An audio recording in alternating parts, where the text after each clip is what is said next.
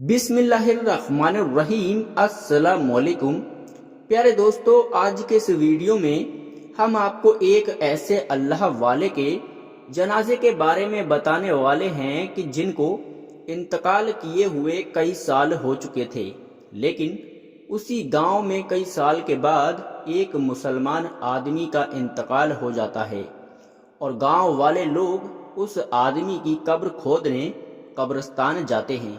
लेकिन जब गांव वाले उस अल्लाह वाले की कब्र के पास दूसरी कब्र खोदते हैं तो ऐसा क्या होता है जिसे देखकर सभी लोग हैरान हो जाते हैं, और आप लोग भी इस वाक़ये को सुनकर हैरान हो जाएंगे। ये वाक़या एक ऐसी कब्र का है जब एक जनाजे के लिए कब्र को खोदा जाता है। लेकिन अगर आपको हमारा ये वीडियो पसंद आ रहा है तो वीडियो को लाइक करते रहें और हमारे यूट्यूब चैनल इस्लामिक स्टडीज़ को सब्सक्राइब ज़रूर करते रहें। तो चलिए दोस्तों, वीडियो शुरू करते हैं। प्यारे दोस्तों, एक बार किसी गांव में एक मुसलमान शख्स का इंतकाल हो गया और इस शख्स के माँ बाप, भाई बहन और घर वाले या कोई रिश्तेदारों का कोई भी पता नहीं था और इस शख्स का इंतकाल हो गया।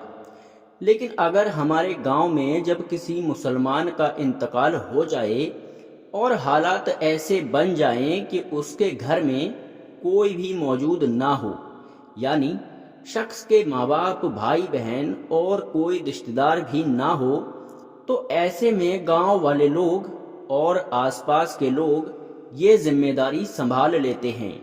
इस दुनिया को छोड़कर जाने वाले को गांव के लोग गुस्ल देकर और इस शख्स को दफन करने का भी इंतजाम कर लेते हैं। इसी तरह जब एक मुसलमान शख्स का इंतकाल हुआ तो उसके घर में कोई भी ऐसा शख्स मौजूद ना था जो उसको दफनाने का इंतजाम करता।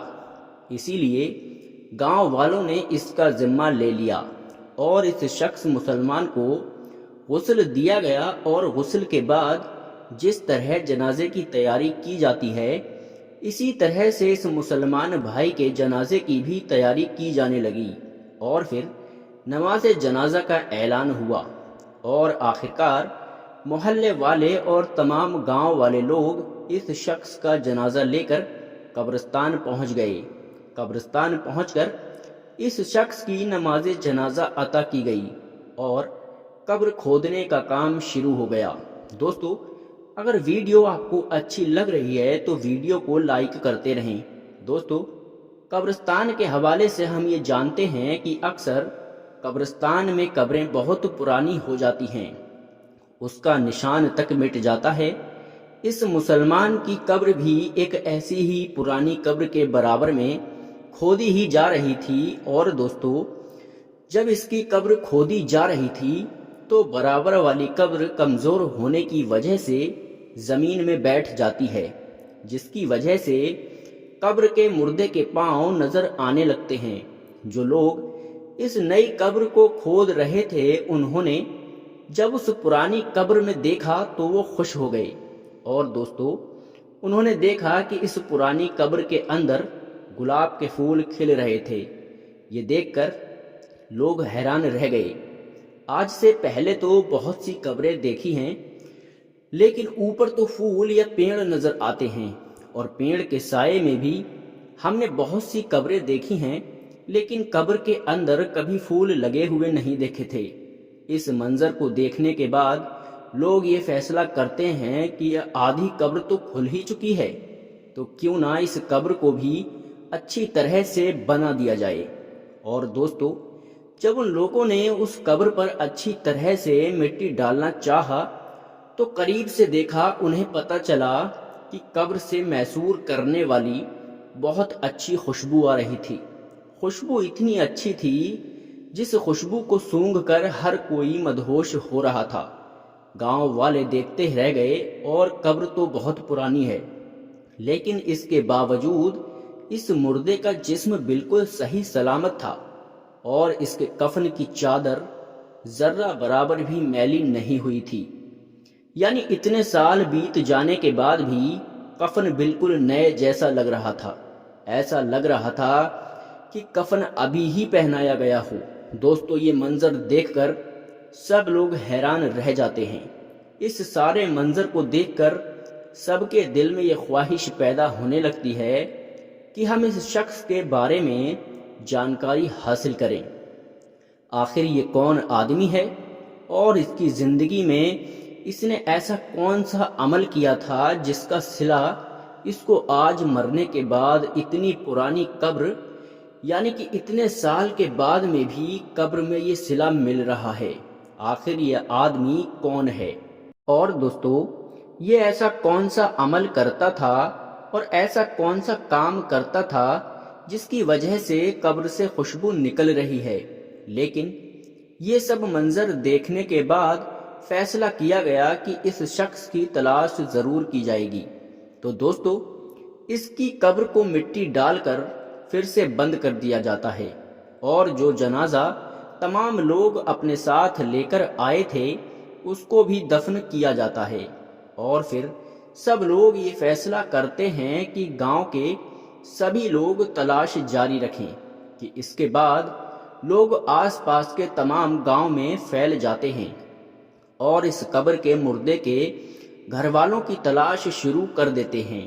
آخرکار کئی مہینوں کی سخت محنت کے بعد، تلاش کے بعد اور بزرگوں کے مشورے کے بعد انہیں پتہ چل جاتا ہے کہ یہ شخص کون تھا، اور پھر کچھ لوگ اکٹھا ہو کر اس کے گھر پہنچ جاتے ہیں۔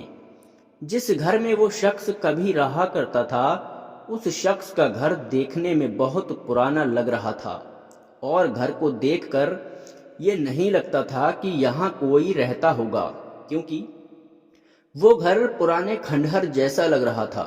لیکن گاؤں کے لوگ اس گھر کا دروازہ کھٹکھٹاتے ہیں۔ اس کے بعد اندر سے بہت کمزوری سی آواز نظر آتی ہے۔ آواز آتی ہے کہ دروازہ کھلا ہے، اندر آ جاؤ۔ گاؤں والے مل کر گھر میں داخل ہوتے ہیں، اور دوستو جب گاؤں والے لوگ گھر میں داخل ہوتے ہیں تو دیکھتے ہیں کہ اس گھر میں بہت کمزور عورت رہتی ہے۔ اس کی عمر بہت زیادہ ہو چکی ہے اور اس کمزور عورت کا جسم بھی بہت کمزور ہو چکا ہے۔ پھر یہ گاؤں کے لوگ اس بزرگ عورت کے پاس بیٹھ جاتے ہیں اور اس سے سوال کرتے ہیں کہ اس قبرستان میں اس جگہ پر ایک قبر ہے۔ بتایا گیا ہے کہ اس قبر کا تعلق آپ کے گھر سے ہے، تو آپ ہمیں بتائیے کہ وہ قبر کس کی ہے، اور ہمیں بتائیے کہ ہم نے قبر میں بہت ہی عجیب منظر دیکھا ہے کہ اس قبر کے اندر سے خوشبو آ رہی تھی اور گلاب کے پھول کے قبر کے اندر کھلے ہوئے تھے اور اللہ کی رحمت کی بارش ہو رہی تھی، یہاں تک کہ قبر کے مردے کا جسم بھی بالکل صحیح سلامت تھا اور اتنے سالوں میں اس کا کفن تک میلا نہیں ہوا تھا۔ آخر وہ شخص کون تھا؟ یہ سب سن کر وہ بوڑھی عورت ایک لمحے کو تو خاموش رہتی ہے، وہ بزرگ عورت رونے لگتی ہے اور پھر کہتی ہے کہ جس قبر کا تم ذکر کر رہے ہو وہ قبر میرے شوہر کی ہے۔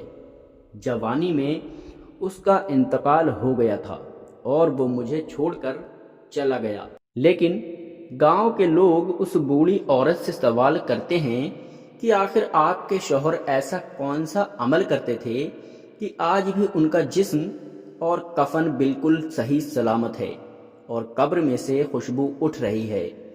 یہ سنتے ہی عورت کہتی ہے کہ مجھے کچھ زیادہ تو یاد نہیں ہے کیونکہ میری یادداشت بہت کمزور ہو چکی ہے اور میں بہت کمزور بھی ہو چکی ہوں، لیکن ہاں ایک ایسا عمل ضرور کرتا تھا جو مجھے آج بھی یاد ہے، اور میرا شوہر روزانہ وہ عمل دہرایا کرتا تھا، اور وہ عمل یہ تھا کہ جب وہ صبح روز فجر کی نماز ادا کرنے مسجد میں جاتے تھے، مسجد میں پہنچ کر دیکھتے تھے کہ لوگ نماز کے بعد قرآن کی تلاوت کرنے کے لیے مسجد میں بیٹھ جاتے ہیں اور وہاں بیٹھ کر قرآن پاک پڑھتے ہیں، لیکن میرے شوہر کو قرآن مجید کی تلاوت کرنا نہیں آتا تھا، اور اس بات پر میرے شوہر بہت ہی غمگین اور نراش ہوتے تھے۔ اور رونے لگتے تھے اور رونے کی حالت میں گھر واپس آتے تھے اور آ کر کہتے تھے کہ میں کتنا بدنصیب ہوں کہ مجھے قرآن پاک پڑھنا نہیں آتا۔ گھر میں رکھے قرآن کو ادب سے اپنے لبوں سے چوم کر اپنے سینے پر لگاتے تھے۔ ان کی آنکھوں سے آنسو جاری رہتے، قرآن پاک کو کھول کر جو بھی آیت ان کے سامنے آتی اس پر وہ اپنا ہاتھ پھراتے رہتے تھے اور کہتے تھے کہ یا اللہ، تو نے اس قرآن مجید میں جو کہا ہے میرے لیے تو یہی بہت ہے، اور تو سب سے بڑا سچا اور تیری کتاب سب سے زیادہ سچی ہے۔ اور وہ کافی دیر تک قرآن مجید پر ہاتھ پھرا کر الفاظ دہراتے رہتے تھے اور میرے شوہر کے آنسو لگاتار بہتے رہتے تھے۔ اس کے بعد وہ قرآن چوم کر اسے سینے سے لگا لیتے تھے اور قرآن مجید کو اس کی اپنی جگہ پر رکھ دیتے تھے، اور یہ کام میرے شوہر روزانہ کرتے تھے۔ مجھے لگتا ہے کہ یہی وہ عمل ہے کہ جس کی وجہ سے ان کی قبر خوشبو سے مہک رہی ہے، اور قبر میں کفن بھی آج تک بالکل صاف ہے۔ اسی لیے دوستو، ہمارے اللہ تبارک و تعالیٰ سے دعا ہے کہ ہمارے جتنے بھی مسلمان بھائی ہیں سب لوگ اپنے اپنے بچوں کو مسجد میں پڑھنے کے لیے ضرور بھیجیں۔ اسی لیے دوستو، قرآن پاک سے محبت کی چھوٹی سی مثال آپ کے سامنے پیش کی گئی ہے۔ ہماری اللہ تبارک و تعالیٰ سے دعا ہے جو لوگ قرآن مجید پڑھ تو لیتے ہیں لیکن کبھی پڑھتے نہیں، آپ سے میری گزارش ہے آپ قرآن مجید کی تلاوت ضرور کرا کریں، اور اگر آپ کو ویڈیو پسند آئے تو ویڈیو کو لائک اور شیئر ضرور کریں۔ اللہ تبارک و تعالیٰ سے دعا ہے ہم مسلمان بھائیوں کو نیک عمل کرنے کی توفیق عطا فرمائے، آمین۔